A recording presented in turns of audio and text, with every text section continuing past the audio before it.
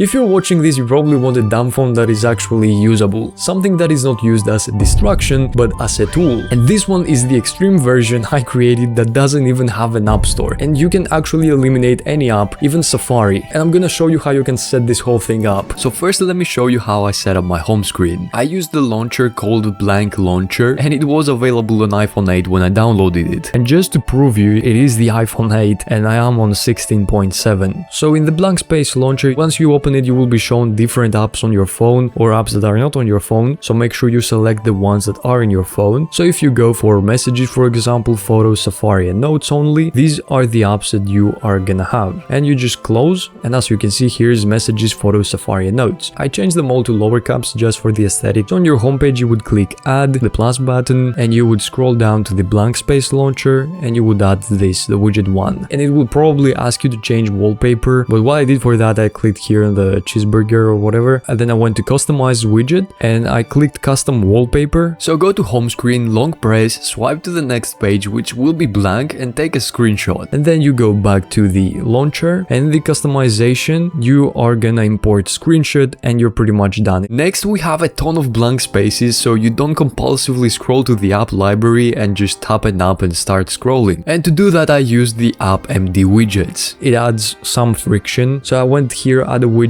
went to photo, add to my widgets. Here you can either add a photo if you simply have a black or white background, or you can make it transparent in case you have a wallpaper, or if you don't simply have a single color background, you can click on transparent and just add the screenshot of your background like you did on the other app. Now that you have your widget ready, go to your home screen again, long press, swipe to a blank page and add the MD widget. And then you just long press it, edit widget, click widget and blank, which would be your blank, or photo, which is black. And you do that until you create as many blank spaces as you like. The top widget I have is a custom widget. I changed that from a habit tracker I had before to a tracker that says how many days are left in the year. I hope this didn't stress you out. You do that with the app called Scriptable. If you want to, I'm gonna leave that script for the widget in the description below. And it's very simple to do. You click plus, you just paste the script I gave you, and you click on bottom right, which is the run script. Like every other widget, you just click plus and you go to the scriptable and you add a widget. If you do mine, it's this one, and then you just long press it, edit widget, and you choose the script you want to run. Probably you will have just my script. And then how you lock your app store. I downloaded some apps. I don't remember exactly 100%. Okay, I didn't remember the passcodes and whatnot, so voice over me is taking over. The first app and the best one is ScreenZen. Here you can create a group of apps you want to block. So you click add a group and put whatever app you want in there. For the sake of the example, I will put Safari. And to do what I did with the App Store, you do strict block. For the schedule, it doesn't matter what you put right now because we're gonna change it later, which is right here. We click on block and there is an option that says all day. You can change it to whatever you want, but this is the strictest obviously, and you click on done. And then you can even lock the ScreenZen settings, like lock settings timer, lock settings passcode, and later I will show you a trick I did in order to create a passcode that I wouldn't remember, but that I would be able to find. Or find a person, a friend or a family member and ask them to create a passcode for you. The next app is Stay Focused. This one was a good app, but I didn't realize I was using a free trial for a week. If you want to, you can go check it out. I'm not gonna cover a paid app when there is a free alternative, but I did use the free version for a week. The downside with the free version is that for some reason you cannot block a specific app for multiple days of the week. So you can block it for the whole day, but for one specific day. But it is fine because we have another layer, which is the settings. So we go to the screen time and go to the app limits. And I put 1 minute every day for the App Store and then block at the end of limit. And then in content and privacy restrictions, you tap on iTunes and App Store purchases and you set installing apps to don't allow and always require a passcode. And then you go back and you set a screen time passcode. And you ask for someone to create a passcode for you, or you do the method I did, which I'm gonna tell you in a bit. And as you can see, the App Store doesn't even pop up when I search for it. And let's go back to my past self now. So this way it's not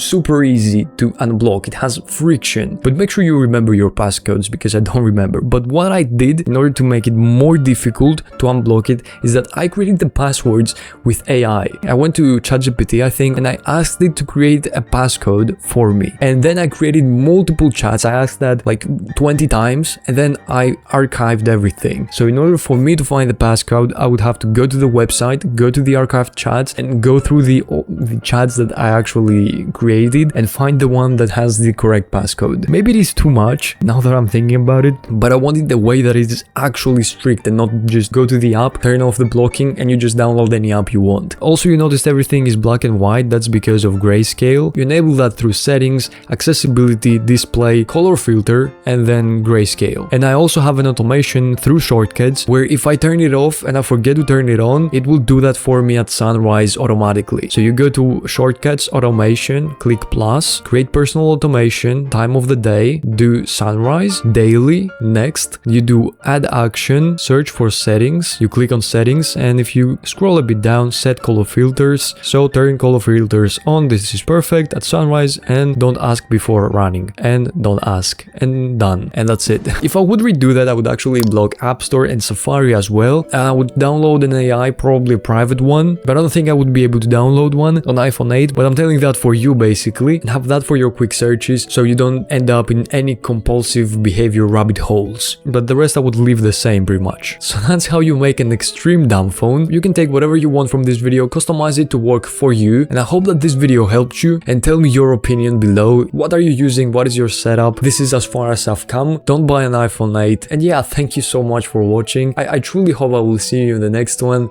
and bye bye.